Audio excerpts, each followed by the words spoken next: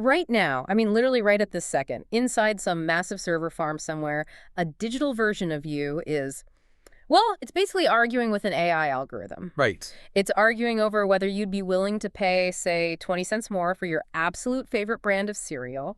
And based on what that digital you decides in that simulation, a multi-billion-dollar brand is about to change the physical price tags in every single grocery store in the country. And, the stakes behind that simulated argument, they are just astronomically high. We were talking about global consumer brands where, well, where a tiny miscalculation in a product's price or even just misjudging the timing of a summer promotion, it can instantly evaporate millions of dollars in profit. Or worse, hand market share over to a competitor permanently. Yeah, and we interact with these decisions every single day as consumers, but the mechanics behind them are usually completely hidden from us until today. We've got a really fascinating stack of sources in front of us for this deep dive. Oh, absolutely. The grounding material we're looking at is a detailed LinkedIn piece by a tech executive named Ashish S., and he's announcing a new addition to the Microsoft for Startups Pegasus portfolio, which is a company called Buynomics. Plus, we have technical materials, case studies, and internal platform data straight from Buynomics themselves. Yeah, and the overarching mission of this deep dive is to really explore how this technology is completely reinventing a field called revenue growth management. Because they're essentially tearing up the old school static math equations that have, run the global economy for decades. And they're replacing them with autonomous AI agents that literally mimic real human shoppers. Okay, let's unpack this, because before we can truly appreciate why an army of AI shoppers is such a massive breakthrough, we really need to understand the flawed, kind of archaic system it's replacing. So set the stage for us. What exactly is the world of revenue growth management? So revenue growth management, usually called RGM in the industry, it's basically the central nervous system for commercial strategy. So if you are a massive company in consumer packaged goods or retail or telecom. Like the people making our snacks and phone plans? Exactly, yeah. RGM is the high-stakes daily process of deciding your pricing, your promotional calendar, your product mix, and trade terms. And for literally half a century, the primary tool these commercial teams relied on was something called price elasticity. Meaning finding the exact scent where a customer finally looks at a bottle of shampoo and says, no thanks, that's just too expensive, I'll buy the store brand instead. Right. That is the breaking point they are desperately trying to find. But what's fascinating here is how these traditional elasticity models try to actually find that point. Yeah. Because they look at historical sales data, right?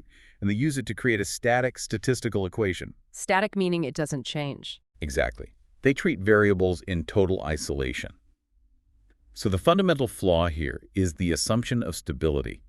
They basically assume that the relationship between a price change and a sales outcome applies completely uniformly across a massive portfolio of products.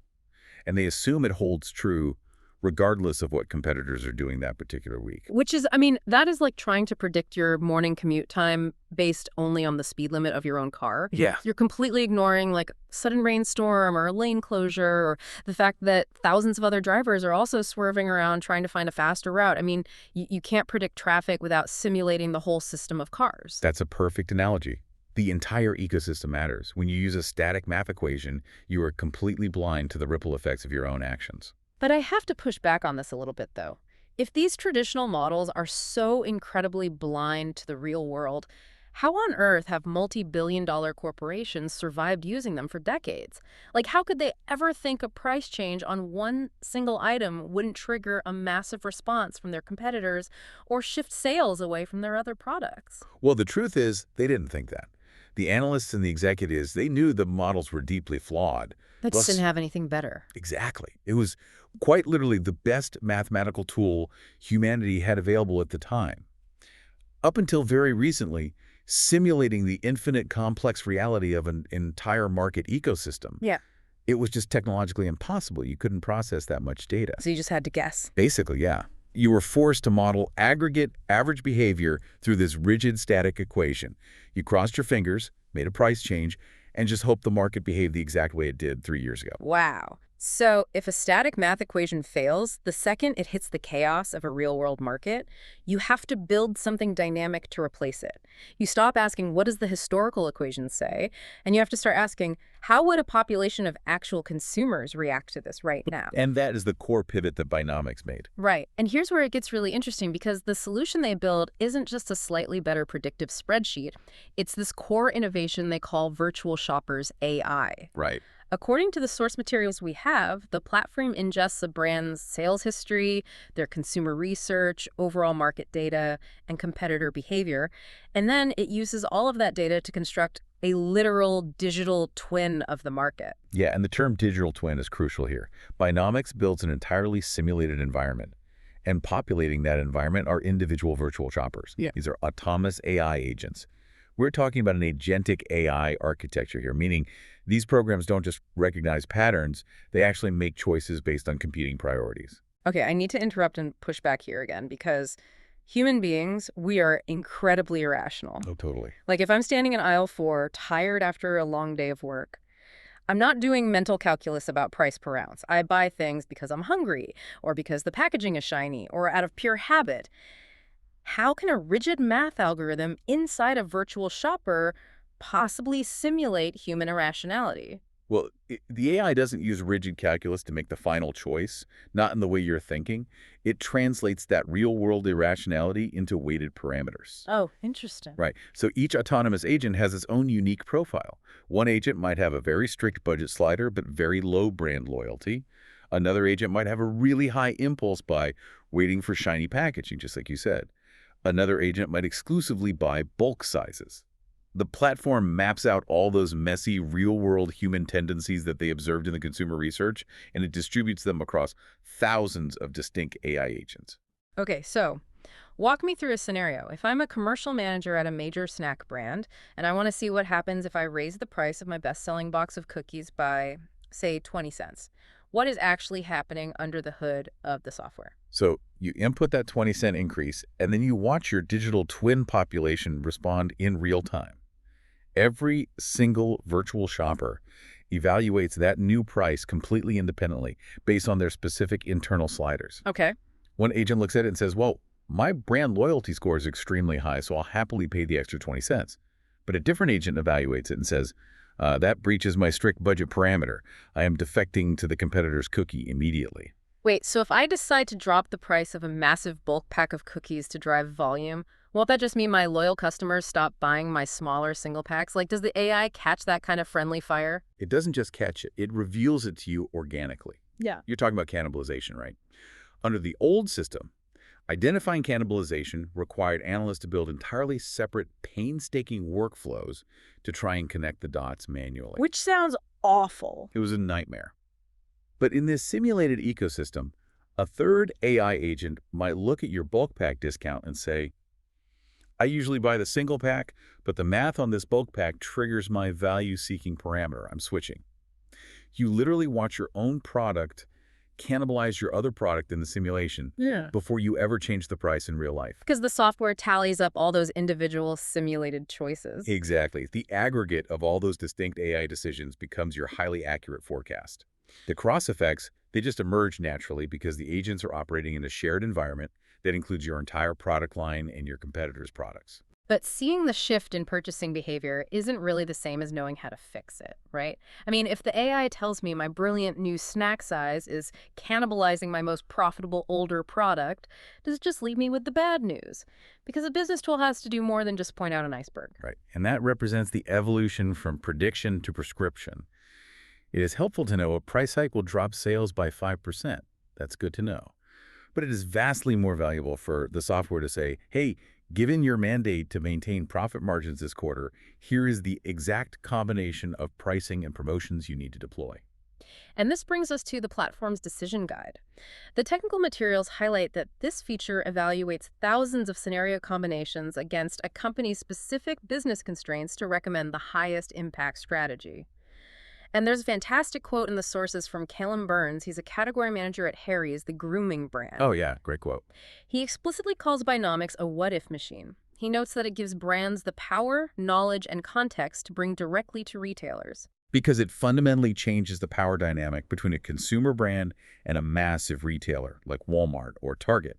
Instead of walking into a negotiation with a theoretical guess about how a promotion will perform, the brand walks in with a simulated, battle-tested proof of concept. And the technical depth required to pull that off is just staggering. In the LinkedIn piece we looked at, 𝒆𝒏𝒖𝒆 details his deep dive with Ingo Reinhardt, who is the founder and managing director of Buynomics, and actually the author of the pricing playbook, along with Tim Schneider, their head of sales engineering. They showcase the platform's ability to ruthlessly stress test strategies. To me, this isn't just data analytics anymore. This is business wargaming. Wargaming is the perfect way to conceptualize it. You are running military-style scenario planning, but for the grocery aisle. It's like a massive chessboard. Say I decide to lower the price of my shampoo by 50 cents. That's me moving my pawn. The AI immediately shows me that my main competitor's logical response will be to launch a buy one, get one deal, so that's them moving their night. I can watch my virtual shoppers instantly migrate to the competitor's deal, and seeing that outcome allows me to pull my pawn back and completely rethink my entire strategy before I ever touch the real-world board. Exactly. And if we connect this to the bigger picture, this capability shifts massive corporations from being entirely reactive to being proactively lethal. Yeah. Historically, companies just scrambled to respond to a competitor's promotion weeks after it hit the shelves, bleeding cash the entire time. Right. But when your commercial team can stress test 10,000 pricing and product mix scenarios before lunch, you stop optimizing merely for short-term cash grabs. You start optimizing for sustainable volume growth while perfectly maintaining your margins, because you have total visibility into the financial cascade of every possible move. Okay, the wargaming theory sounds incredible. But does this actually work in the chaos of a global supply chain? Like, does an agentic AI architecture deliver tangible results for massive enterprises, or is it just a really, really expensive simulation game? Well, the enterprise adoption metrics provided in the sources answer that definitively. There's a deeply illuminating case study focusing on Danone, the multinational food and beverage giant. Operating in over 120 countries. Trying to manage pricing across that many distinct cultures and economies just sounds impossible. And the reality of their situation before Buynomics was incredibly fragmented. Danone relied on a hyper-localized approach to revenue growth management. You had the team in France pricing yogurt based entirely on local supermarket promotions. Meanwhile, the team in Brazil was building their models around massive currency inflation. They were using different math, different tools, and totally different analytical frameworks. Which means the global headquarters has absolutely no idea what is actually going on. Like, if a global supply chain bottleneck on raw milk suddenly drives up costs, the executive team can't see how that will impact their margins across the board because France and Brazil aren't even speaking the same mathematical language. Exactly. It made sharing successful strategies impossible. A brilliant pricing maneuver in one market couldn't be translated to another. But when Danone implemented Buynomics as a unified global platform, it provided a single source of truth. It didn't just give them better data, it gave the entire global organization a shared methodology for framing and answering complex commercial questions. And the hard stats across the rest of their client roster show that Danone isn't an outlier. Let's look at the numbers, because they illustrate how this technology scales. The platform currently manages over $325 billion in revenue for clients. That's billion with a B. Yes, massive scale. And users report up to a 2 to 4% profit impact, which at the scale of a global enterprise, a 4% profit increase is literally billions of dollars unlocked simply by pricing things correctly. And that profit impact is really driven by the sheer predictive power of the simulation. They report up to 95% predictive accuracy, which is wild. Yeah, You only achieve that level of precision by running a digital twin scenario thousands of times, allowing the AI agents to surface every possible cross-effect and anomaly before you ever launch. Plus an 80% reduction in the time spent doing analytics, meaning decisions that used to take a team of data scientists 3 weeks to model are now happening in a few hours. And the brands relying on this are the biggest players on Earth. I mean, the sources list Unilever, Nestle, L'Oreal Ferrero, General Mills, Vodafone, Platis, Lindt & Springs, and Dr. Ucker. Yeah, that client roster proves the enterprise readiness of this technology. Massive conglomerates do not hand over the steering wheel of their global revenue to completely untested algorithms. They are adopting this because the digital twin methodology is demonstrably superior to historical elasticity equations. But I want to pull this back to you, the listener, because even if you aren't managing a $50 billion consumer goods portfolio, There's a profound lesson here about systemic decision-making. Oh, I love that. How does an AI virtual shopper apply to the way we run our own lives or our own businesses? Well, in our daily lives, we constantly use our own mental version of static models. We make a career choice or a financial decision, and we evaluate it in total isolation. We assume the rest of the world will remain perfectly stable while we make our move. But Buynomics mathematically proves that success in a complex environment requires understanding dependencies. Right. You cannot change one variable, whether it's the price of a cookie or a major life decision, and expect the rest of the ecosystem to just sit still. You have to anticipate the secondary effects. It forces you to acknowledge that every action you take happens in a shared, dynamic environment. So let's bring all of this together. We started by exploring a massive hidden shift in the global economy. We saw how traditional elasticity equations, tools that foolishly assumed the market was stable and uniform, are being completely abandoned. Yep. And in their place, commercial teams are deploying dynamic agent-based AI simulations that actually mimic the messy, irrational realities of human buying behavior, and the results clearly speak for themselves, with Buynomics maintaining a 9 out of 10 customer satisfaction score among the largest companies on the planet. Yeah, the evolution from predicting aggregate statistical outcomes to simulating individual agent behavior is arguably the most significant lead in revenue growth management in decades. So what does this all mean? Ultimately, it makes perfect sense why the Microsoft Pegasus program aggressively brought them into their portfolio. They identified an enterprise-ready AI architecture that solves a massive real-world problem. It targets an area of commerce historically underserved by serious AI investment, providing a solution that doesn't just hand executives a giant pile of data, but delivers prescriptive, battle-tested business guidance. And, this raises an important question. Lay it on us. If the world's largest global brands are now entirely optimizing their product formulations, their packaging dimensions, and their retail prices based heavily on the simulated desires of AI virtual shoppers, are we accelerating toward a reality where our physical human consumer world is actually being designed and dictated by AI algorithms strictly to satisfy the mathematical parameters of other AI algorithms? Wow, that is an incredibly wild thought. We are literally building physical products to appease digital ghosts. Next time you're standing in an aisle and you see a price tag of $4.99, just remember that specific number might not have been chosen by a human at all. It might have been negotiated by an autonomous AI agent arguing with a digital twin of you. Thanks for joining us on this deep dive.